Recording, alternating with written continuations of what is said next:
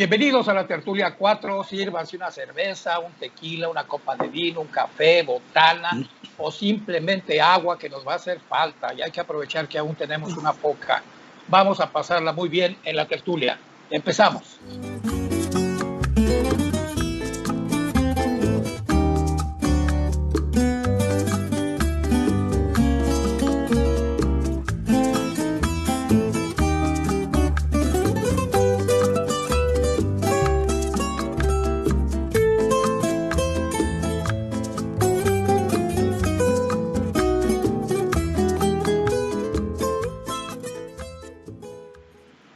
Como siempre nos acompaña don Francisco Chiquete. Compadre, buenos días. Gracias por acompañarnos. Buenos días, gracias. Y gracias a todos los internautas que nos acompañan en este programa que trata de llevarles información, diversión, entretenimiento, cultura musical, que nunca falta, y con invitados de muy alto nivel. Y gracias a nuestros invitados. Adelante. Son buenos días, buenas tardes, buenas noches, porque como estamos en redes sociales, pues lo pueden ver a cualquier hora. Nos acompaña también nuestra querida amiga Sandra Guido Sánchez. Bienvenida y gracias por acompañarnos, Sandra. Muchas gracias, Mario, Francisco, y a todos los que nos están viendo y nos van a seguir viendo por redes sociales. Muchas gracias por acompañarnos un rato. Y nos hace el honor de acompañarnos también Roberto Arballo Loreto, mejor conocido como el Betuco. Para mi gusto, el mejor guitarrista de México y me atrevo a decir que del mundo. Bienvenido, mi querido Betuco. Ay, muchas gracias. Es un placer, es un honor estar con ustedes. Es la primera vez que participo en algo como esto. Espero no fallarles respecto a la técnica y toda a la mecánica. Okay. Tú la dominas muy bien. Vamos a tomar tantita agüita por lo pronto mientras la tengamos. Okay. Fíjense que la reciente disputa por el agua en Chihuahua llevó a un enfrentamiento histórico entre un presidente de la República con un gobernador del estado, solo comparable al intento de desafuero de López Obrador en el gobierno de Vicente Fox. Vamos a ver una nota para tener el contexto de este conflicto. México está en riesgo de incumplir un tratado internacional de aguas celebrado con Estados Unidos hace 76 años, en el que ambos países se comprometieron a abastecerse mutuamente del recurso hídrico. Son 3 los estados que aportan a la cuota mexicana: Tamaulipas, Coahuila y Chihuahua. Este último, según la Comisión Nacional del Agua, ha incumplido con su parte. Al día de hoy, considerando que ya todos los estados han dado incluso más, faltan 289 millones de metros cúbicos. O sea, lo que le falta de entregar es mucho más del adeudo que actualmente tenemos. El gobernador de Chihuahua del partido PAN, Javier Corral, rechaza el señalamiento y atribuye el incumplimiento al gobierno federal. Los que metieron en problemas a México y lo arriesgaron innecesariamente a una tensión con Estados Unidos, que por supuesto no va a acontecer porque se va a pagar en tiempo, fueron los propios funcionarios de la Conagua, a los que se les olvidó pagar el quinquenio anterior y quedaron a deber del ciclo 34, algo así como 320 millones de metros cúbicos de agua. El conflicto escaló a nivel social cuando el pasado 8 de septiembre un grupo de hombres y mujeres tomaron la presa La Boquilla, en Camargo, Chihuahua, para impedir que se extrajera agua para pagarle a Estados Unidos, argumentando que de hacerlo se pondría en riesgo a los cultivos locales que sufren por la sequía en la región. Efectivos de la Guardia Nacional intentaron resguardar la presa, lo que provocó un enfrentamiento que dejó como saldo al menos una persona muerta. Todo esto por donde vengo caminando debería estar cubierto de agua y ahora no la tenemos. El 54% lo aporta Chihuahua, de los cuales únicamente el 6% aproximadamente recibimos de regreso. Entonces, cuando hablan de equidad, pues no la encontramos, porque Chihuahua únicamente exporta agua, pero no importa absolutamente nada. El gobierno federal dice que Chihuahua tiene agua suficiente, pero que el recurso es acaparado por grandes empresarios dedicados al agro y vinculados a políticos en Chihuahua. Hay una red de políticos acaparadores de agua y presuntamente delincuentes vinculados a toda esta trama. Es decir, no es un movimiento espontáneo, porque la principal razón, la falta de agua, no ha habido falta de agua. El conflicto se elevó a nivel político en un estado gobernado por un partido opositor al del presidente Andrés Manuel López Obrador y donde habrá elecciones el próximo año. López Obrador ha garantizado que no faltará agua a los habitantes y agroproductores de Chihuahua y confía en que la deuda con Estados Unidos será saldada en tiempo y forma. Para CNN, Belén Zapata, Guadalajara, Jalisco. Para entender mejor este asunto desde la arena política del conflicto, nadie mejor que Francisco Chiquete para que nos dé luz sobre este tema. Bueno, Mario, es muy claro el problema. Por un lado está el compromiso de México para compartir las aguas del río Bravo. Y bueno, son convenios internacionales que se deben cumplir a chaleco. Sin embargo, del otro lado están los productores agrícolas que pues todo el tiempo han tenido el agua como punto central porque es su forma de vida y de sobrevivencia. Se discute o se argumenta que si se cumple con esa cuota de mandar a los Estados Unidos, las tierras de Chihuahua se van a quedar sin suficiente agua para garantizar los siguientes ciclos agrícolas o el siguiente ciclo agrícola. El problema está en la falta de entendimiento de esta situación. El gobierno federal no ha sido empático, se fue por el lado político, que sin duda existe. Siempre los grupos políticos estarán buscando problemas, situaciones que plantear para argumentar contra el gobierno establecido. Y esto el gobierno federal no lo ha entendido. El presidente ha estado asegurando que son grillas, que es politiquería, cuando hay una necesidad real. Esto es parte de lo que mucho nos han adelantado los especialistas, los activistas del agua, que viene la guerra del agua, que las próximas guerras no son por territorio ni son por dinero, sino por agua. Y bueno, aquí estamos viendo una prueba de que efectivamente las cosas van encaminadas hacia allá. Si esto no se soluciona por la vía pacífica, por la vía del diálogo, pues vamos a tener un enfrentamiento mucho más grave. Ya costó una vida. Una agricultora de ahí de Chihuahua fue asesinada por la Guardia Nacional, que pues seguramente no tenían el propósito de asesinar a alguien, pero en esa lógica del enfrentamiento dijeron, pues ahí vienen a fregarnos y los fregamos primero. Y se fregaron en una pareja pues de la manera más alevosa y lamentable. Yo creo que si esto sigue, pues va a escalar. Ya hay 9 gobernadores respaldando al gobernador Corral de Chihuahua, haciéndole ver al gobierno federal que están equivocados en esta visión que han tenido de la guerra del agua, y esperemos que sea pues una lección importante que se asuma, porque de lo contrario van a empezar a abundar estos enfrentamientos en los demás estados de la República, si bien no con características de frontera, sí en los grupos que pues ya se vio en Mexicali, por ejemplo.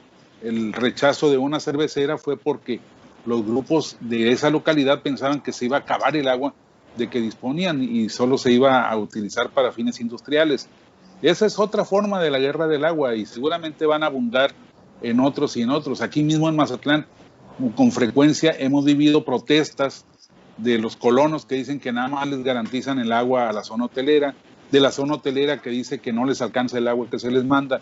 Entonces tenemos que hacer conciencia de esto y empezar a ver la situación con una óptica mucho más empática, mucho más proclive al diálogo y a la búsqueda de soluciones. Por supuesto, la solución de largo plazo es cuidar el agua, que haya una cultura del agua efectiva que nos permita avanzar en la utilización más adecuada, tanto agrícola como urbana, pero con enfrentamientos como el que estamos viviendo, yo creo que no vamos a llegar a ningún lado. Fíjense, el acuerdo es de 1944. Obliga a Estados Unidos a entregar 1.850 millones de metros cúbicos de agua del río Colorado, y México tiene que entregar 432 millones de metros cúbicos del río Bravo. Aquí es donde está el tema. Lo que pasa es que México no ha cumplido con las entregas que debe de tener, ¿no? Y se vence el plazo el próximo 24 de octubre. Entonces ahí hay un conflicto que podría ser internacional si no se resuelve, y social, como bien dice Francisco, para saber dónde estamos parados en cuanto a la dimensión del problema del agua que ya mencionaba Chiquete. y las probabilidades de dejarles algo a las siguientes generaciones, invitamos a Sandra Guido Sánchez, que es bióloga con maestría en oceanología y especialidad en ecología marina. En 2009 fundó la Asociación Civil Conselva, Costas y Comunidades, que dirige desde entonces. En 2016 recibió mención especial en el Premio al Mérito Ecológico, que es el máximo galardón que entrega México a organizaciones de la sociedad civil en temas ambientales. Vamos a platicar con ella sobre la situación del agua en nuestra región, en nuestro país, pero antes veamos lo que es y lo que hace Conselva.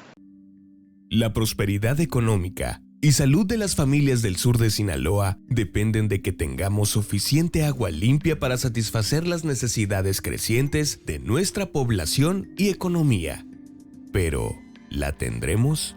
Conselva, Costas y Comunidades AC, nace en el 2009 para afrontar la amenaza de la pérdida gradual de captación de agua de las cuencas de los ríos Presidio y Baluarte, así como el riesgo de contaminación de ríos y presas en un futuro en el que tendremos cada vez menos lluvia y más calor debido al cambio climático.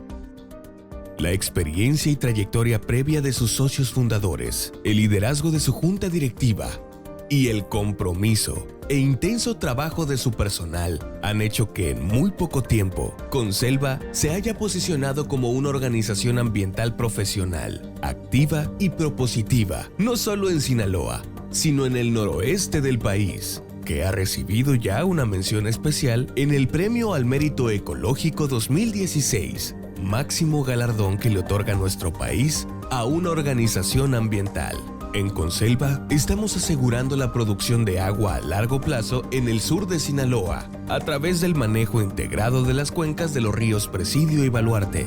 Diseñamos propuestas de conservación y restauración de la salud de las cuencas basadas en el mejor conocimiento científico disponible y con la participación de usuarios y propietarios de los terrenos de las cuencas. Promovemos la vinculación y corresponsabilidad del gobierno en la implementación de estas propuestas técnicas para tener cuencas sanas.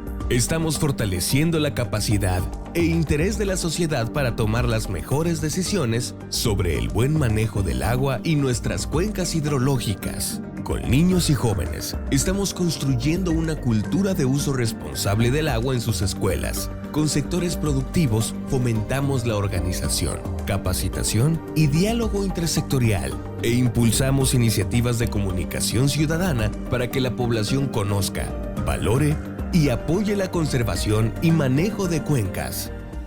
Protegemos las selvas tropicales secas y su extraordinaria biodiversidad, que es patrimonio de los sinaloenses. Trabajamos con gobierno para la declaratoria de Monte Mojino como área natural protegida, para tener cuencas sanas, evitar la contaminación y preservar nuestro patrimonio natural para las próximas generaciones de sinaloenses. Promovemos la sustentabilidad en todas las actividades económicas del sur de Sinaloa. Trabajamos con el sector agropecuario del sur de Sinaloa para implementar técnicas de manejo que hagan de la agricultura y la ganadería actividades productivas, no solo sustentables, sino más redituables y adaptadas al cambio climático. Con el sector turístico, Codecin y Sectur, estamos impulsando el programa de hotelería sustentable, único en el noroeste, y un corredor turístico competitivo y sustentable que construirá oportunidades de desarrollo para los 5 municipios del sur de Sinaloa y diversificará nuestra oferta turística en un marco de sustentabilidad, equidad e inclusión. Contamos con un equipo comprometido y capaz, que genera valor en cada uno de los proyectos y que se aplica en lo que mejor sabe hacer, trabajar por el futuro de Sinaloa. Tenemos a los mejores aliados, fundaciones nacionales e internacionales que confían en nosotros. David and Lucille Packard Foundation, Fondo Mexicano para la Conservación de la Naturaleza, AC, Fundación Carlos Slim, AC, Fondo Noroeste, AC, The Nature Conservancy, Fundación Televisa y Fundación Gonzalo Río Arronte. Los sinaloenses tenemos un futuro en común y para que este sea próspero y saludable necesitamos agua. Juntos podemos construir ese futuro. ¿Nos ayudas?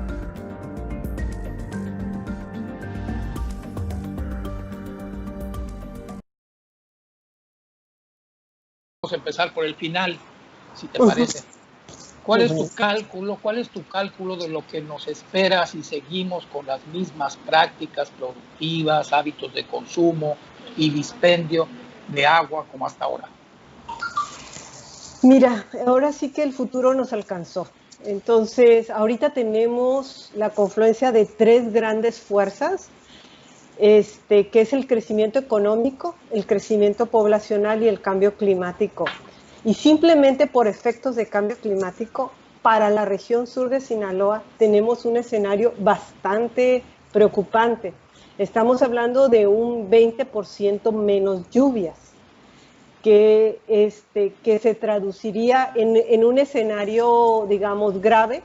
Estamos hablando de un 20% de menos lluvias, y esto significa que tenemos por lo menos de 30 a 40% menos agua en la presa Picachos. La presa Picachos es nuestra única fuente de abastecimiento de agua para todo lo que es Mazatlán y puntos circunvecinos hasta que se construya la presa Santa María. Pero en ningún momento fue planeada para estos escenarios de crecimiento, de desarrollo inmobiliario, y tampoco tuvo la valoración del efecto de la temperatura que hace que el agua almacenada se evapore. Entonces, estamos hablando que mi cálculo es que vamos a empezar a tener ya problemas de agua en los próximos 10 años y problemas muy, muy serios, si no hacemos nada, que ese es el punto de quiebre donde estamos en este momento. Si no hacemos nada, realmente vamos a tener problemas muy serios de disponibilidad de agua efectivamente en 20 años, que no son muchos, 20 años ya. Pero además tenemos el riesgo no solamente de la disponibilidad, sino de la calidad del agua. Entonces, nuestra seguridad hídrica ciertamente está en riesgo, pero ahorita estamos de acuerdo a toda la información que tenemos, estamos en ese punto en donde si hacemos algo podemos cambiar el derrotero por donde van las cosas.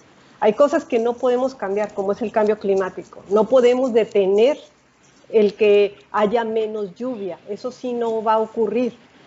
Lo que tenemos que hacer es cambiar la manera como estamos usando el agua y distribuyendo el agua, poquita o mucha que tengamos, eso. Entonces, estamos en ese punto, no hacemos nada, 20 años y tenemos crisis de agua seria que va a interrumpir, a detener, a alentar fuertemente el desarrollo económico y la calidad de vida de los ciudadanos del sur de Sinaloa. Oye, Betuco, en la Ciudad de México es un problema también el agua. ¿Cómo la ves tú allá que vives en la capital? Sí lo sé, sí sé que es un problema, no nos ha afectado a nosotros directamente, pero sí es nacional eso, es mundial, o sea, es internacional. Respecto a lo que estaban hablando, yo no entiendo mucho de política ni nada, pero sí entiendo de derecho, de integridad, de respeto, de justicia, y es esto que se hizo en el 1944, nos está amolando también a todo México, y es cuestión que yo pienso, yo no sé nada de eso, no sé si es posible, pero debería hablarse de eso en respecto. Si yo tengo una carnicería y te vendo carne y ya no tengo carne, ya no te voy a vender carne. O sea, es una cosa comparable, pero también se nos desvía el agua, eso ha sucedido todo el tiempo. Ellos allá en Estados Unidos cierran las partes que les corresponden de los ríos que ligan con México y nos amuelan. Hay mucha pobreza respecto a eso, la gente que siembra y todo. Y yo sí estoy consciente de eso. No sé lo que se debe hacer ni cómo se debe hacer, ni soy litigante, ni soy peleonero, pero sí entiendo mucho de las necesidades, ¿no? Eso es mi punto de vista. Sí, así es, sin duda. Vamos a regresar con Sandra. Me acaba de enviar Sandra unos mapas que nos demuestran, pues no ha caído lluvia, cada vez es menos la lluvia que nos cae. Son unos mapas que me gustaría que nos los comente ella más adelante, que ahí es donde está el conflicto que estamos viviendo, porque en Estados Unidos tampoco hay agua en Estados Unidos, tampoco. Exacto. Tienen para pagarnos. Pero vamos a un lado más amable. Betuco es les decía, uno de los mejores guitarristas de México y del mundo, para mi gusto. Tiene un currículum impresionante, como dijera Sagi.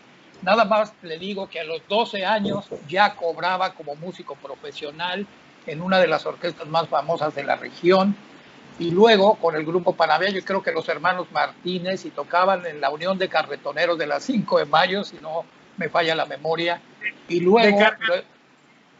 Carreteros. Carreteros, exacto. Sí. Carreteros, exactamente, ahí tocaba a los 12 años, fíjense. Y luego se fue, dio un brinco cuántico y se fue a tocar. Oye, ¿y cobraba bien, Mario?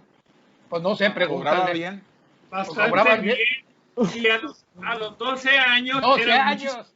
Mucho dinero. Estaba terminando la primaria. Yo tuve el permiso de mi padre de tocar, porque tocaba en la Copa de Leche también, tocaba piano acompañando shows que venían de México.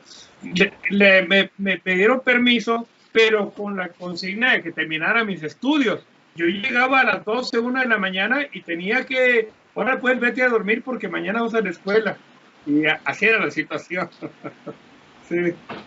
Sí, y su papá pues fue su primer maestro, su papá también es músico y su hermano también es músico y de los buenos.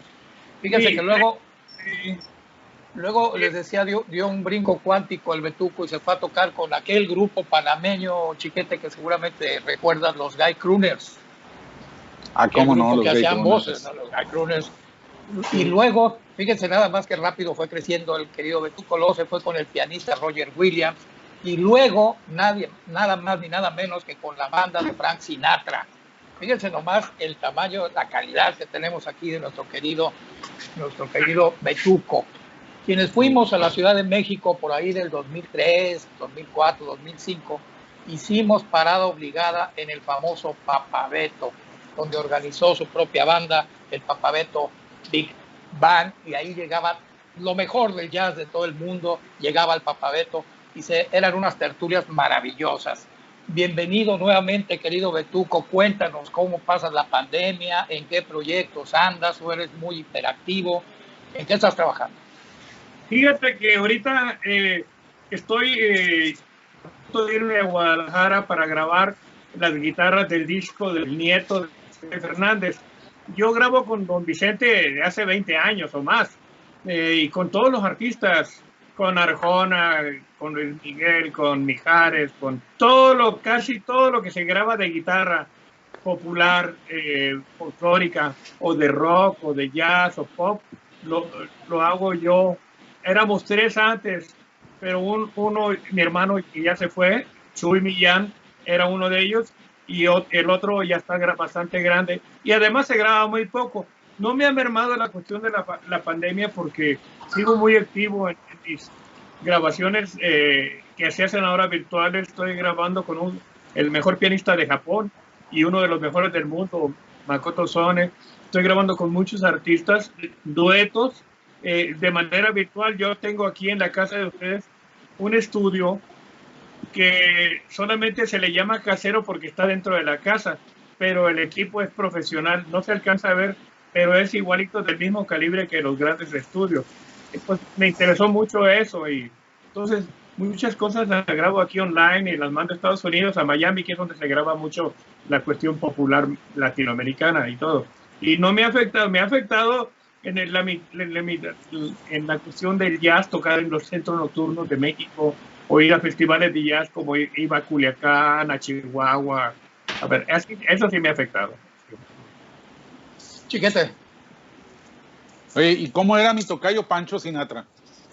Mira, yo nomás lo conocí, en realidad yo nomás toqué una vez en un festival en Japón. Resulta que al tocar con Roger Williams, como tú dijiste, el manager de Roger Williams era manager de Frank Sinatra también. Era manager de muchos artistas. Hay una compañía que se llama William Morris Agency, que tiene desde Barbara Streisand, tenía a Michael Jackson. Entonces, el papá el papá del esposo de Thalía, la artista, era el guitarrista de Frank Sinatra. Tony Mottola era el guitarrista. Y ese día tenía un compromiso familiar. Eran italianos. Él sí fue italiano. Ya Tony Mottola chico, el esposo de Thalía nació en Estados Unidos. Y entonces me dice el señor Walter Crummy, oye Bobby, dice, ¿podrías ayudarnos con un concierto con el señor? El señor siempre fue Frank Sinatra, ¿entiendes? Y yo estaba muy chavo, pero pues, estudié formalmente. Lo que hace un arquitecto, un médico, un cirujano y todo, yo tengo más o menos ese mismo grado de estudio, pero en la música, ¿no? Y yo me aventé, desde muy chamaco ya hacía la onda profesional.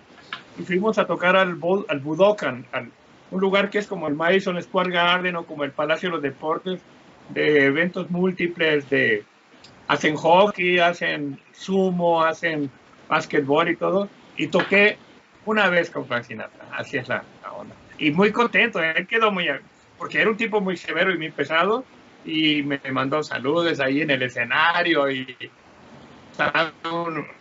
y bueno, sí, ya tocar con Frank Sinatra, pues de ahí al infinito y más allá. Sandra, ¿a ti te gusta el jazz? Me encanta, sí. Sé poco de música, pero siempre tuve, de hecho, hubo una época de estudiante que muy jazzera en aquellas épocas. No, pues es la mejor música del mundo. La bohemia y la juventud, y entonces, muy padre. Sí, muy padre. Sí, vamos a escuchar una de las más recientes producciones de Betuco en colaboración virtual, precisamente con el pianista de jazz japonés más importante del mundo, Makoto Ozone, quien precisamente fue una de las estrellas que desfiló por Papabeto en 2005. Adelante, David.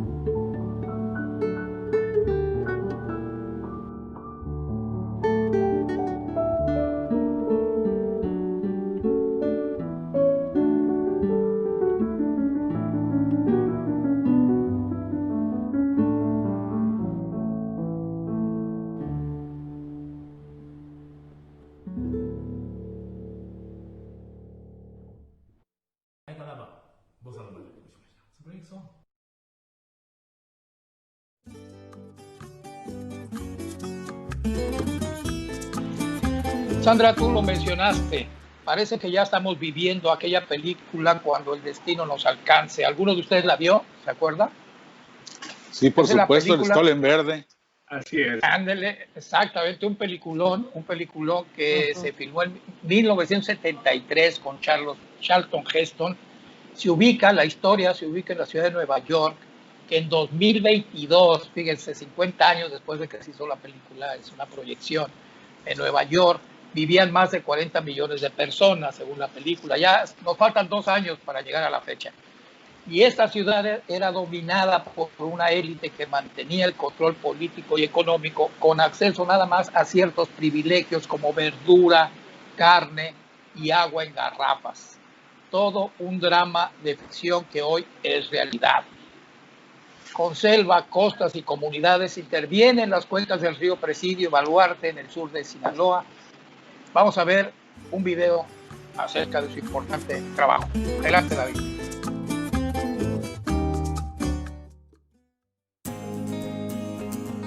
La degradación progresiva de las cuencas Presidio y Baluarte está haciendo que pierdan sus capacidades de producir agua y con ello están poniendo en riesgo nuestro futuro. El sobrepastoreo del ganado sobre la vegetación y prácticas agrícolas como la rosa tumba, quema en laderas y el uso excesivo de agroquímicos en los valles degradan suelo y vegetación, reducen la capacidad de recarga del acuífero.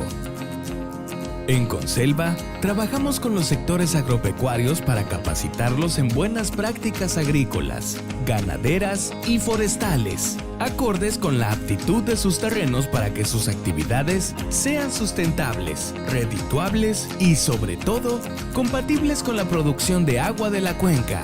Conselva, nuestra agua, nuestra cuenca, nuestro futuro. Conselva.org, Facebook, Twitter, búscanos en redes sociales. A ver, a mí me gustaría preguntarle a Sandra, ¿qué pasa? ¿Por qué hay menos lluvia, menos agua? ¿Es el cambio climático? ¿Es algún experimento que está haciendo alguien? Y luego la conciencia de que nosotros empezamos a rezar todos los meses de septiembre y octubre para que no lleguen los ciclones. Pero cuando no llegan los ciclones, no hay lluvias, no permea al suelo, no se llena la presa. Y entonces, pues no sé qué será peor, cuando llegan o cuando no llegan. Sí, mira, lo que está pasando es que, como sabemos todos, el planeta completo se está calentando. Y en lugar de que siempre todo sea más caliente, o sea, realmente esto significa que el mar se está evaporando. Y entonces esas nubes que normalmente pues los vientos las dirigen hacia las montañas, allí descargaban agua en las montañas, porque la temperatura en las montañas era más baja, entonces el agua se condensaba y ahí descargaba. Ahora lo que está pasando es que ya la temperatura también en las montañas sigue siendo caliente, y entonces los vientos la siguen llevando a otros lados, de manera tal que donde antes llovía, ya no está lloviendo, porque ya no hay temperatura suficiente para la condensación. Esas nubes descargan en otros lados, o sea, la lluvia se está moviendo hacia otros lados. Por eso pasamos de ser calentamiento global, pasamos a cambio climático, porque en realidad el clima cambia. La otra cosa que está pasando es que un efecto muy importante es que la vegetación tiene un efecto sobre, evapora mucha agua. O sea, por ejemplo, aquí en el sur de Sinaloa, de cada 10 litros que están lloviendo, de cada 10 litros, 6 se regresan a la atmósfera vía la vegetación. Esto forma nuevamente nubes y vuelven a caer. Entonces, por eso en los pueblos del sur de Sinaloa se dice donde el monte llama al agua, porque donde hay vegetación llueve más, y tienen toditita la razón. Ahorita lo que tenemos es que cada vez hay menos árboles, menos vegetación, y ese efecto ya no existe. Entonces, lo que está pasando también es que está lloviendo en sitios donde antes no llovía, y por supuesto que la situación los ecosistemas, los ríos, las ciudades no están preparadas para recibir tanta lluvia. Y donde antes llovía no está lloviendo. Entonces, esto general, de manera así global. Nosotros en nuestro país sabemos perfectamente, porque tampoco es, o sea, ya esto está muy estudiado, ya tenemos datos y cifras oficiales, que por ejemplo el noroeste nos vamos a calentar y nos vamos a secar. Es decir, cada vez en los próximos 50 años vamos a tener menos lluvia, menos y menos y menos. Sin embargo, en otros sitios como el centro y sur se van a inundar, ¿no? Entonces, y aparte la temperatura, o sea, aquí por ejemplo todo lo que es Arizona, la parte de Chihuahua y Sonora es un punto que en los mapas de cambio climático aparece color rojo tinto, porque ahí son centros de incrementos significativos de la temperatura. ¿Esto qué significa? O sea, que te suba la temperatura.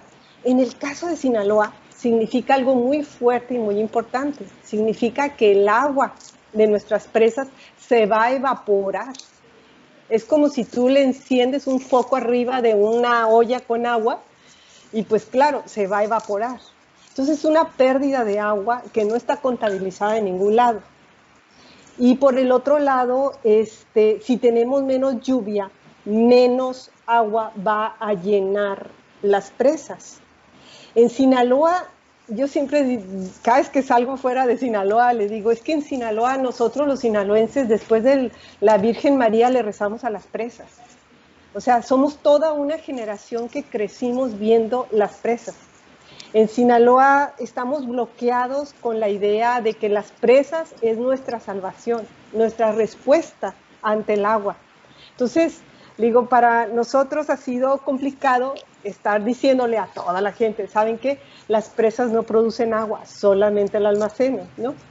Entonces, lo que está pasando es que también toda esta situación está generando que donde realmente se produce el agua, que es en las montañas, con todo este concepto de cuenca y la vegetación y demás, no están generando, o sea, no se le está poniendo atención y por lo tanto están dejando que las cosas ocurran. Es decir, la deforestación sigue ocurriendo, todo lo que es el cambio sobre todo la deforestación. Entonces, ¿qué está pasando?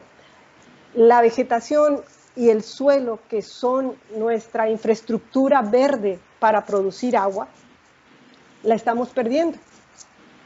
Entonces tenemos esos dos grandes asuntos de que por un lado nos está lloviendo menos por cosas que no podemos controlar y que así van a ser, sí o sí, lo querramos o no lo querramos, de aquí a los próximos 50 años así va a ser. Pero entonces lo que sí está en nuestras manos hacer, que es controlar la vegetación, reducirla, pararla, proteger nuestro suelo, porque esa es la infraestructura verde que produce el agua, que hace que se infiltre hacia el manto freático y que hace que haya agua en los arroyos, esa lo estamos perdiendo. Eso es lo que está en nuestras manos y lo estamos perdiendo. Entonces tenemos Mande. No, adelante. Sí, y esto es lo que está pasando en La Boquilla. O sea, era la crónica de un conflicto anunciado, ¿no? ¿Por qué? Porque ellos tienen un déficit de lluvias, de agua, desde hace 20 años. Ya lo sabían. Entonces, que tenían un déficit de agua en la cuenca. No se estaba produciendo lo suficiente. Y sin embargo, a pesar de que estaba escrito que la cuenca del río Conchos no se podía usar más del 62% del agua que se producía en la cuenca. Sin embargo, están usando en este momento el 71%. Y por lo tanto, o sea, si tienes es como tu dinero, el agua es como tu dinero en el banco. O sea, si estás gastando más de lo que está entrando, en algún momento esto va a generar el conflicto y en este momento lo tenemos. Entonces, esto tiene que ver que lo que estuvo en manos de los chihuahuenses hacer no se hizo en su momento, porque la política que tenemos en este país sobre el agua es una política de extrae, usa y tírese. La Conagua para todo, ¿cuál es o sea, le falta agua en algún lado? No, pues hay que hacer otro pozo, y hay que hacer otro pozo, y hay que hacer más tuberías. Pero recuerden que el agua es como un agua en un vaso, pues. Le metes más popotes y más gente está chupando, pues más rápido te la acabas. Y esa es la crisis que tenemos en este momento. O sea, Chihuahua es tan solo, o sea, el primero, el segundo de los muchos conflictos que vamos a empezar a ver si no hacemos lo que tenemos que hacer en este momento. Y ¿sabes qué? El mensaje es que ahorita, ¿qué va a pasar con Chihuahua? ¿Quién sabe? Porque ahorita no hay ni dinero ni voluntad política que tengan más agua. O sea, no va a llover más, así lo quiere el presidente, el gobernador, quien sea. Entonces llegaron a un punto en donde precisamente es el punto al que nunca nosotros deberíamos llegar, ¿no? El punto en donde se fueron acomodando las cosas, se entregaron concesiones de agua fuera de la ley, se entregaron esto, se hizo, se fue. Nadie dijo nada, nadie puso orden. Ahorita tenemos un cambio climático que impidió que lloviera, 0% llovió, así cero, completamente, no les llovió nada, tienes la crisis. Entonces, es cuando dices, aquí sí, no hay, como siempre les digo, cuando lleguemos al punto de no retorno, a ese punto no va a haber ni dinero, presupuesto, ni voluntad política que haga que se produzca agua. ¿De dónde van a sacar ellos agua? No lo sé. Entonces, porque no llovió nada, y eso es ahorita. El año que entra, las presas están en un 36%, y tienen que entregarle agua al río Bravo, sí o sí, porque más adelantito hay 2 presas internacionales, la Falcón y la Amistad, que están controladas por Estados Unidos y por México, de donde depende el agua de Tamaulipas y Nuevo León. Y el agua de esas 2 presas también dependen varios distritos de riego. Si Boquilla no libera esa agua, no le llega agua al río Bravo, no se llenan esas presas y Nuevo León y Tamaulipas se quedan sin agua. De entrada, los distritos de riego suspendieron riego. O sea, la crisis del agua no es nada más Chihuahua, se extiende a toda la frontera, porque el agua tiene prioridad el uso urbano. Entonces, la poquita agua que va a haber, la van a usar las ciudades, pero ya en este momento los agricultores ya no tienen nada de agua para cultivar. Entonces, estamos hablando de una crisis completa de toda la frontera, generada por situaciones que se vieron venir y no se hizo nada. Y como ahorita en este momento, efectivamente, no hay ni dinero ni voluntad política que pueda resolver que haya más agua para distribuirla a toda la gente que se necesita. Ese es el punto en el cual no debemos llegar nadie en este país, pero desafortunadamente ya tenemos la frontera en esta situación. Ya vimos el río Colorado, que a pesar de que le entregan 1,850 metros cúbicos por segundo, o sea, millones de metros cúbicos, a México aún así fue insuficiente.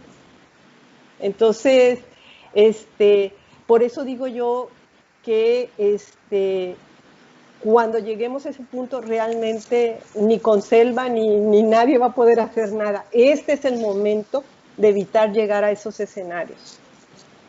Así es. Francisco. Es la tormenta perfecta, entonces. Así es la tormenta perfecta.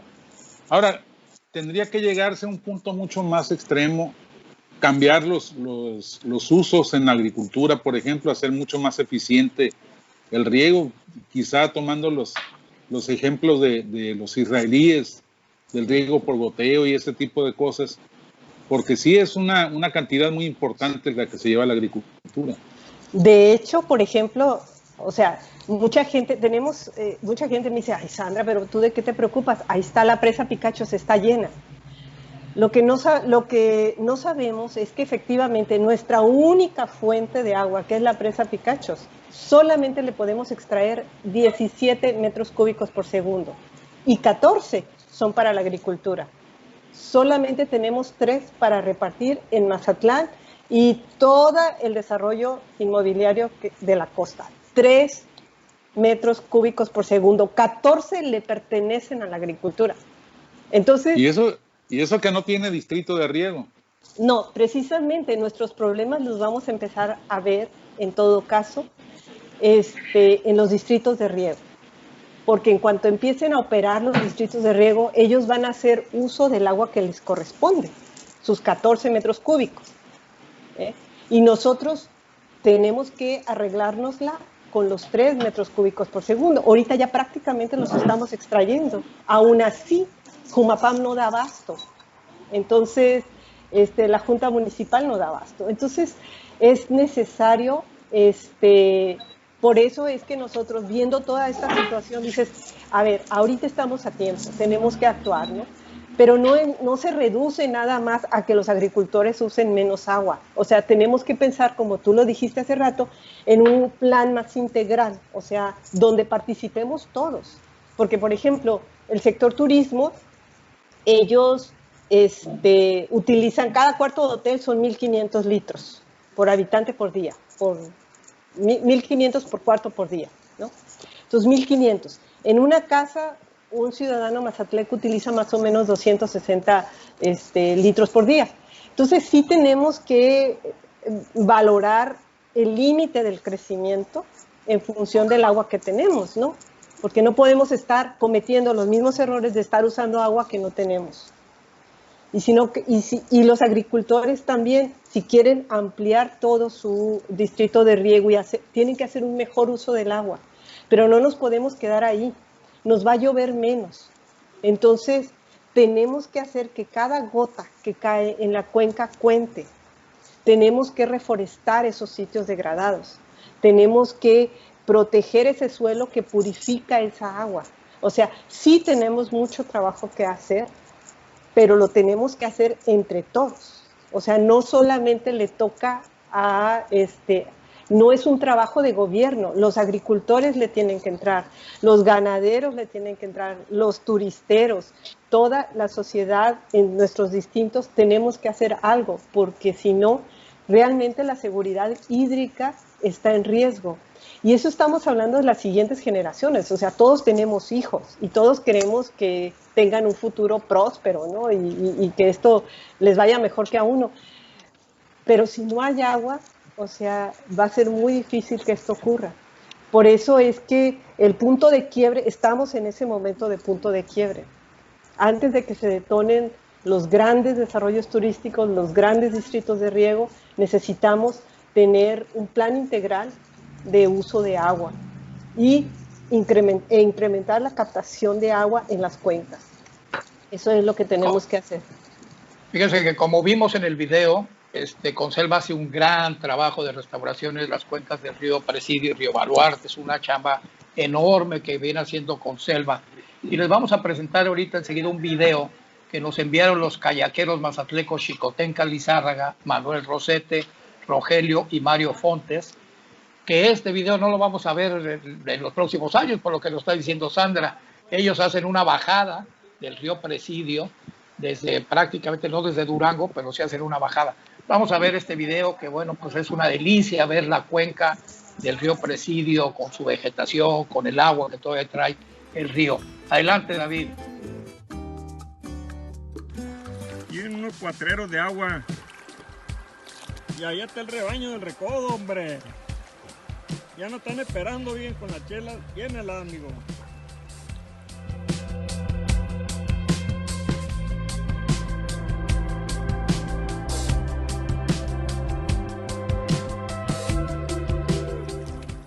Ahí está. Ahí está la presa. No pudimos subir más. Río arriba. Subimos como unos 400 metros. Y hay unas paredes bien bonitas. El agua está café, Mario.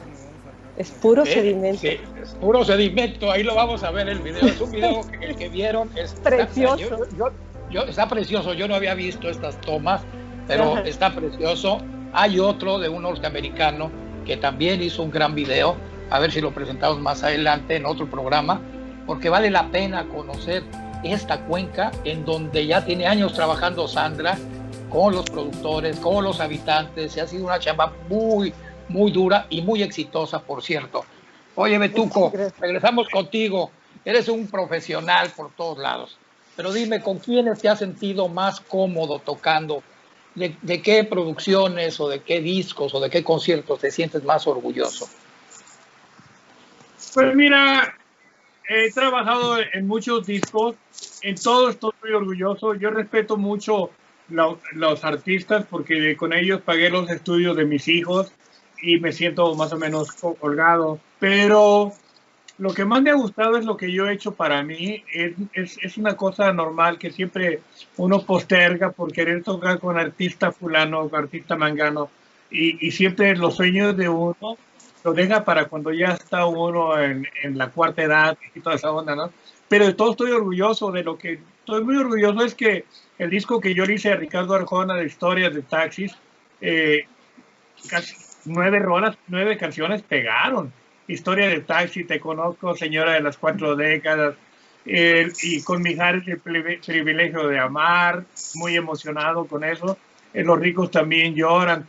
Con Don Vicente he grabado muchísimo, pero mis proyectos de jazz, de dirigir la Sinfónica de la Osla, de Culiacán, de tocar en un barecito, tocar jazz, es lo que más me llena a mí, es lo que más me hace sentir con vida y donde me siento como pececita en el agua. O sea, es una onda. Así es la onda. A ver, siempre se habla de que en Mazatlán había una vida nocturna muy rica, muy, muy intensa. Y ahora, bueno, pues ya es más actividad para turistas. ¿Qué destacarías de aquellos tiempos de la unión de carreteros y cargadores, de cargadores y carreteros y todos los centros que había en derredor? Pues mira, eso era maravilloso, el Muralla, el Morelos, la Unión, la Perla, cuando estaba en el Paseo Clausen, era lo maravilloso. Pero los centros nocturnos eran lo más fregón, por decir lo más, perdón por lo de fregón, pero la Copa de Leche, la Cascada, el Navegante, el Hotel Playa, la música en vivo era lo máximo. Ahorita o sea, no estoy orgulloso de mi Sinaloa, yo. Están tocando mucho en las pulmonías pura música dominicana, y pura babosada. Perdón por lo de eso, ¿no? Pero no, pues que eso es. Mazatlán siempre ha sido un lugar muy cultural. El Limba, donde yo estudié, de ahí salieron grandes músicos, ¿no? Mario y Culiacán pienso que es más cultural que Mazatlán. Hay mucho movimiento cultural en Culiacán, pero es orgullo sinaloense. Yo amo a Culiacán, a cualquier ciudad de Sinaloa, ¿no? Pero hay una crisis ahí cultural en Sinaloa. Se fue Oscar Blancarte allá y se vino muy descontento con esa onda. Cuando estaba Raúl Rico, yo en cultura, y pues yo trabajé mucho, di muchos conciertos. Ahorita no me, lo único que me merma es que yo quiero hacer algo por mi Sinaloa, por mi Mazatlán, y no pasa nada. Prefieren traer cosas de Estados Unidos, de Cuba, de otros lados. Yo no critico esa onda y no me afecta porque yo hago muchas cosas a nivel internacional. O sea, no me afecta. Pero eso, yo quiero contribuir con mi pueblo, con mi tierra, y eso no se da. El Betuco pues fue distinguido como sinaloense ejemplar hace unos años, hace un par de años creo, el año pasado. En diciembre, sí. Exacto, el año pasado fue distinguido con el premio de sinaloense ejemplar por el mundo. Y él es, pues como dice, profesional, él respeta mucho a sus artistas, pero quiero preguntarle, cuando el mexicano estaba en su máximo, tuvo un gran éxito el mexicano, luego empezó a bajar un poco, sus éxitos empezaron a bajar y iban en caída, y ahí interveniste, mi querido Betuco. Cuéntanos de esta experiencia con el mexicano. Fíjate que siempre, como todos ellos son de la primaria conmigo en Mazatlán, Pancho, Jorge, Casimiro y todos, son amigos y cuando éramos rockeros tocábamos juntos. Ahora se dedicaron a eso ellos. Pero siempre que estuvieron en México en sus grabaciones, yo pues me juntaba con ellos y les hacía una pequeña observación que les ayudaba. y me dijeron, fíjate, Betuco, que ya debemos un disco a la compañía y ya tenemos que terminar, se va a cerrar esto porque vamos de caída. ¿Nos ayudas con un arreglo para el último disco? Y yo hice el arreglo de una canción que se llama La Morena. Ya se va la morena, una cosa así. Pero ellos no usaban guitarra, usaban aparatitos y tecladitos. Y yo grabé con guitarra acústica una onda tipo flamenca y les encantó. Y la rola pegó tanto que volvió a elevarse el mexicano. Y pero como no tenían guitarrista de ese aspecto, me empezaron a invitar a mí a ir. Pero las ventas del mexicano regresaron a su nivel, se subió. Y empecé a tocar, le dije, yo solamente puedo en algún momento especial, un evento importante, ¿no? Pero cada vez eran más y cada vez más hasta que fue tan atractivo la cuestión económica que entré con ellos por 2 años. Pero nunca me vestí como luchador, como ellos. Con botas no hubo problema porque soy sinaloense, con sombrero tampoco, con chaleco, pero no como el cavernario, o sea, como esa banda. No. Sí, pero no te hagas, mi querido Betuco, porque cuando estabas en el Papabeto llegabas con la chamarra del mexicano de una manera muy retadora. Era una cosa muy, que yo lo hice adrede porque los jazzistas puristas me criticaban mucho. Decían, oye, ¿cómo puede ser que un sinaloense sea jazzista? Y le digo, pues nomás ve a Mario Patrón y a Ramón Flores. Y viceversa, ¿no? ¿Cómo siendo jazzista puede tocar con la banda del mexicano, no? Entonces había una chamarra que decía, Su Majestad, mi banda del mexicano, de cuero con bordado y la bandera de México y un caballito, porque el tema que más pegó fue el caballito, ¿no? Entonces yo iba a tocar a los conciertos de jazz y adrede me ponía la chamarra y me volteaba así por todos lados para que me vieran y muchos músicos ardían. Sí. Sí, así es. No, pues sí, era muy retador, pues llegar al Papabeto, el templo de jazz en México, y dar una chamarra del mexicano. Era adrede. Sí, ya sé, lo hacías de manera retadora, como te digo. Sí. No, de buenos tiempos. Pero fíjense que es... Sí, adelante, Betuco. Estoy muy orgulloso yo de toda la música mexicana, de todo. Yo he grabado con todos, con Lucha Villa, con Manolo Muñoz, con todos. Con Lola Beltrán grabé, cuando vinieron los Ornelas, que grabaron algo con ella. Pero, o sea, eso siempre nos llega muy tarde. O sea, a mi edad empecé a investigar la música mexicana, pero estoy contento que me tocó. Sí, cómo no. Fíjense que volviendo al tema del agua, bueno, pues lo que decía Sandra ya nos puso el panorama dramático que es un tema difícil, y vemos que si cambiamos un poco también, Sandra, nuestros hábitos de consumo, podemos ayudar en algo, porque cuánta agua se necesita para producir alimentos. Por ejemplo, para 1 kilo de carne se necesitan 15,000 litros, sí. Para una hamburguesa 2,400, para un vaso de leche 200, una bolsa de papas de esas Sabritas 185. Es una cantidad enorme de agua la que estamos desperdiciando. Si cambiamos un poco esto, Sandra, ¿cómo lo ves? Podemos ayudar, ¿no? Sí, y de verdad creo que lo más importante de empezar a cambiar nuestros hábitos es hacernos responsables de un tema. O sea, dices, a ver, hay muchísimos problemas que no puedo solucionar, o sea, como yo, persona, ciudadano. Sin embargo, esto es algo en lo que yo puedo hacer, y al hacerlo estás asumiendo una responsabilidad ante tus hijos, ante tus amigos, ante los demás, sobre algo que es realmente importante, ¿no? Entonces dices, ok, yo elijo comer menos carne por salud y por agua. Yo elijo, bueno, ya voy a hacer este arreglo en mi casa, ok, voy a poner un drenaje, o sea, la salida de las aguas grises las voy a mandar hacia mi patio o hacia mi jardín. Voy a hacer ya sé que tengo una fuga, la voy a reparar, goteo. Todas estas pequeñas acciones de cambiar tus hábitos de consumo y sobre todo de reducir agua tienen un efecto tan importante, porque es la manera como empiezas a enviarte a ti mismo este sentido de responsabilidad ante un tema tan grave, tan importante, y al mismo tiempo mandas una señal a los otros, ¿no? Porque nada de esto se va a solucionar porque el gobierno así lo decida.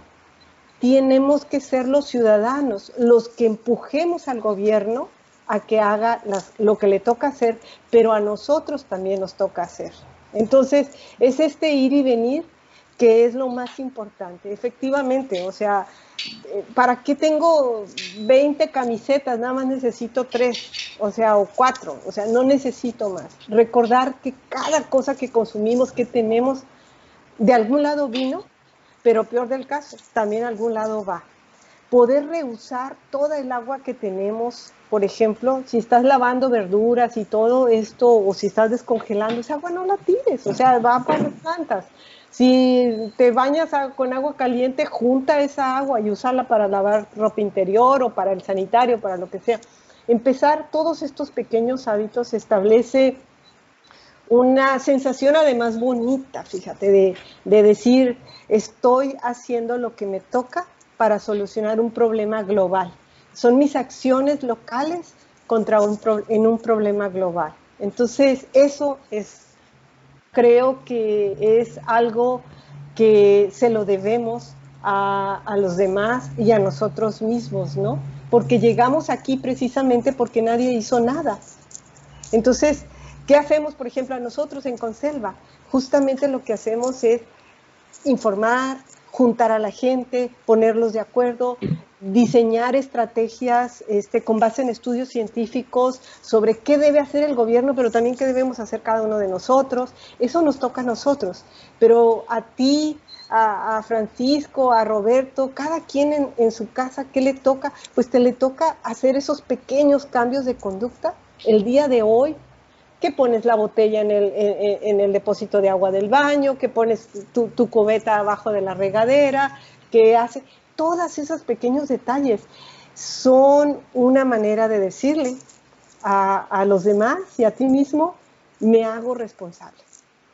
Pero Sandra quiere decir que ya no voy a poder barrer mi cochera y mi banqueta con la manguera. Quiere decir eso, y quiere decir, por ejemplo, ¿cuál es otro reto que tenemos aquí? Justamente el que acabas de mencionar. Yo la pago, yo la tiro. La gente piensa que porque paga el agua, eso le autoriza a tirarla. Y hasta se molesta cuando hay alguien más que le dice, oye, pero no barras, oye, ¿qué pasa con el agua? Recordar, por ejemplo, que esa agua que tú ahorita estás desperdiciando, tomó 20, 30 años para llegar a tu casa, porque es el acuífero superficial que pasó por todo un proceso muy largo para llegar a tu casa y que ahorita es cada vez más escasa. En la medida en que nosotros la sigamos desperdiciando, menos agua le da a los que siguen. Es como si tuvieras pues tu dinero en el banco, mientras todos empecemos a derrochar y a derrochar, no va a haber agua, no va a haber dinero que alcance. Entonces, si cada quien empieza a hacer lo que le toca, decir, bueno, ¿por qué voy a tirar agua en el patio? Por el amor de Dios. O sea, si la puedo barrer, rocío tantito y la barro y ya está. No pasa nada. Entonces, son esas pequeñas acciones, pero sobre todo es el concepto de que el agua es un objeto que puedo comprar y que puedo tirar. Entonces, ese concepto, cada vez que escuchen que alguien dice, pues yo la pago, yo la tiro, ese es alguien que tiene este concepto y hay que decirle algo a esta persona, contribuir con la educación y con la sensibilización. Oye, cálmala, ¿no? O sea, el agua no es un objeto, no es una cosa, es un bien muy preciado que además es común. No hay nada más común que el agua, la necesitan pobres, ricos, chiquitos y grandes, entonces es lo más democrático que existe. Entonces, no la desperdicies, porque también desperdiciarla es algo que los demás observan que estás haciendo y también con el ejemplo das ¿cómo se llama? Esa señal, ¿no? A los demás. Entonces, es bien importante empezar a concientizarnos unos con otros, decir, ok, no porque la pagues, eso te da el derecho a tirarla. No porque pues yo veas... Dime. Sí. No, ya me acabé mi vaso de agua, ya me dio sed, ya me dio, ahorita voy por otro, porque la verdad es que ya me lo acabé. Ya nos dio sed a todos. Hoy, Sandra, saqué para este programa mi huella hídrica, que es un ejercicio que pues ojalá lo puedan hacer Francisco y Roberto también.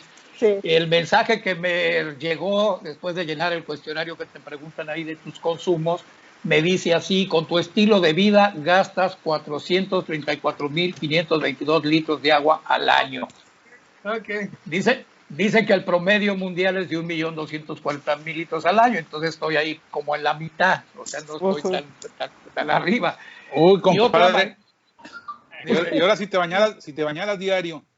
No, pues imagínate. Lo que pasa es que me ponen, pero sí lavo mucha ropa, pues me ponen a lavar. Ese sí es diario, ese sí es de cajón. Te manda a lavar, tu esposa te manda a lavar.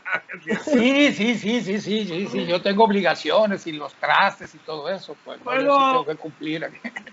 ¿Puedo dar a lo que dijo Sandra? Sí. En la casa de mi esposa en Japón, en el baño, el lavabo los lavabos están encima del tanque del excusado, por decirlo así coloquialmente. Entonces tú te lavas las manos, te lavas la cara, o tomas un vaso de agua, que el agua la puedes tomar de la llave, y es la agua que usas en el tanque cuando vas al baño. Es una pequeña forma de ahorro. Muchísimo. Eso, pero los japoneses agarran un cartón de leche que ya toman, lo desbaratan todo, lo abren, lo lavan y lo vuelven a doblar para que se lo lleven a la basura limpio. Lo lavan de una forma increíble, no están abusando del agua. Pero la higiene también tiene que ver mucho con el uso del agua, ¿no? Por supuesto, ¿no? O sea, sí, pero así es. Sí. Sí, y todas esas, por ejemplo, si tuviéramos una política justamente por ejemplo, si los hoteles tuvieran mecanismos ahorradores de agua por obligación, o sea, como parte del reglamento de construcción, deberíamos poner allí que todos los hoteles cuenten con llaves ahorradoras de agua. Ya con eso, o sea, son pequeñas acciones de nuestra casa, todos los baños los podemos cambiar por baños ahorradores de agua. En fin, son todas estas acciones que finalmente dan un gran impacto, ¿no? Y eso se puede lograr cuando tenemos ciudadanos que precisamente porque dices, a ver, yo estoy ahorrando, estoy haciendo lo que me toca. ¿Qué está haciendo el gobierno municipal? ¿Qué está haciendo el gobierno federal? Y entonces empiezas a interesarte, ¿no? O sea, bueno, ¿y estos por qué? O sea, ¿y aquí qué? Y entonces empiezas a involucrarte. Y ese es parte de los retos que tenemos de involucrarnos para poder tener la seguridad hídrica que francamente está en riesgo para las siguientes generaciones, y esto es simplemente por cambio climático. Entonces tenemos que empezar a actuar ahorita para empezar a construir esta seguridad hídrica que necesitan, y eso empieza por nosotros, o sea, por nosotros en casa, y luego le vamos ampliando hacia afuera. Pero también, Sandra, vemos las pipas de parques y jardines, por ejemplo, llenándose en las garzas de la Jumapam para ir a regar las plantas de las banquetas, de los camellones y eso. Y ahí pues hay un mal gasto del agua y lo vemos con toda naturalidad. Sí, y también vemos con toda naturalidad, efectivamente, por ejemplo, hay un tema que la Jumapam empezó a hacerlo y ahí necesitamos destrabar esta parte, ¿no? El reuso del agua. O sea, se trata el agua y se tira, así nomás, así se tira cuando es tan valiosa que deberíamos reusarlo. Parques y jardines debería estar usando agua tratada para poder, y creo que sí la usan, ¿no? Pero los parques y jardines de muchos lados deberían estarse regando con agua tratada. No es necesario que se rieguen con agua potable, ¿no? Por ejemplo, y así sucesivamente toda esta serie de cambios, ¿no?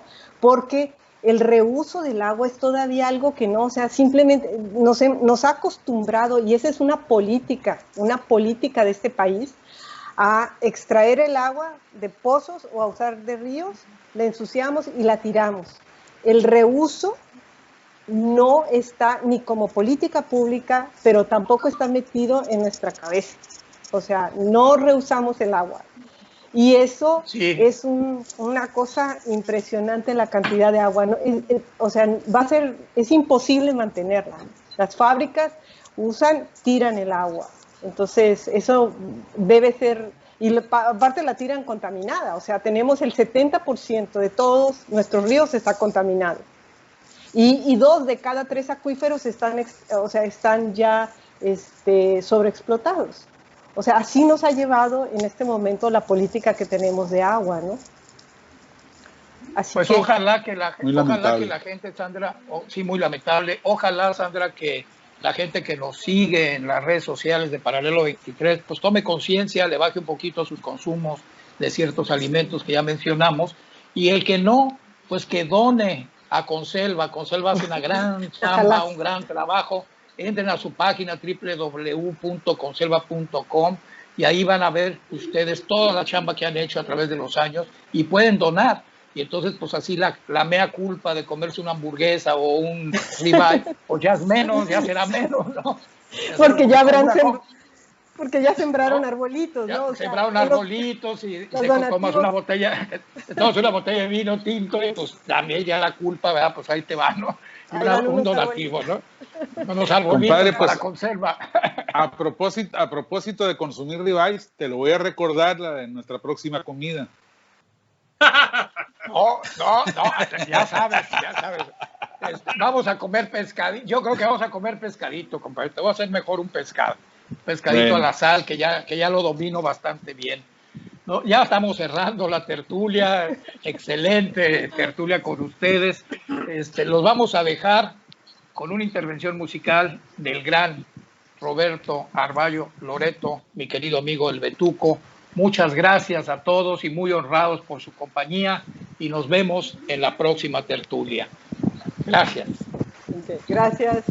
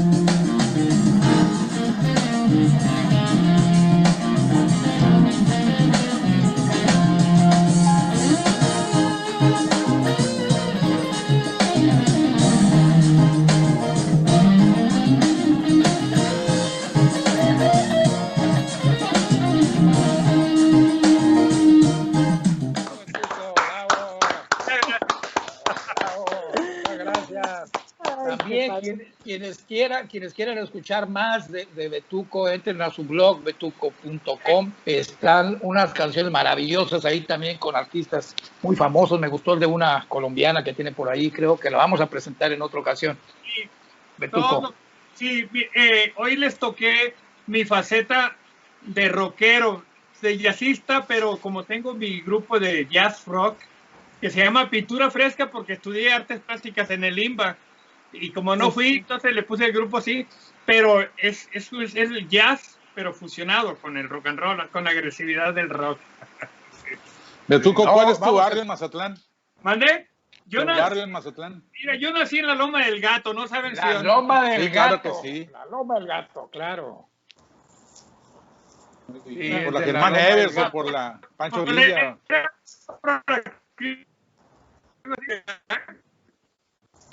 La capillita La Milagrosa, y claro. toda mi vida ahí por la Canizales, y a la esquina de la preparatoria, a la vueltecita, está la prepa. Sí, claro. Está la prepa. Ese es mi barrio. Sí. Pues muchas gracias a todos nuevamente. Nos vemos en la próxima tertulia. Cuídense mucho. Todavía la pandemia anda por ahí en la calle. Hasta pronto. Hasta luego. Muchas gracias. Bye. Hasta luego. Bye.